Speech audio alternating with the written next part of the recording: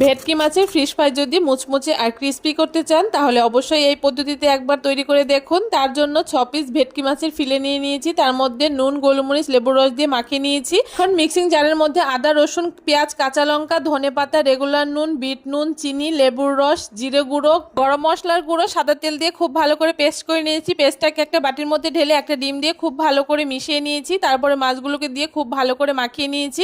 Binding এর জন্য 2 চামচ ময়দা দিয়ে খুব ভালো করে মাখিয়ে ফ্রিজে রেখে দিয়েছি 2 ঘন্টার জন্য। 2 ঘন্টা পরে দুটো ডিম ফাটিয়ে নিয়েছি নুন আর গোলমরিচ দিয়ে। এখন 1 পিস করে মাছ ডিমের মধ্যে ডুবিয়ে বিস্কুটের গুঁড়োর মধ্যে খুব ভালো করে পুট করে নিচ্ছি। একই রকম ভাবে আমি ডবল পুট করে নিয়েছি সবগুলো মাছকে। আর তারপরে উনানে কড়াই বসিয়ে দিয়ে কড়াইতে পরিমাণ মতো তেল দিয়ে তেলটাকে হাই ফ্লেমে খুব ভালো করে গরম করে নেওয়ার পরে ফিশ ফ্রাইগুলোকে দিয়ে দিয়েছি। আর ফিশ ফ্রাইগুলোকে দেওয়ার পরে উনানের আঁচটাকে একদম মিডিয়ামে করে দিয়ে একটু সময় নিয়ে ফিশ ফ্রাইগুলোকে ভেজে নিতে হবে। ফিশ ফ্রাইগুলোকে ভেজে নিয়েছি আর খাওয়ার পরে বুঝলাম এত সুন্দর ফিশ ফ্রাই বাড়িতেই তৈরি করতে পারলে রেস্টুরেন্টে যাওয়ার প্রয়োজন নেই।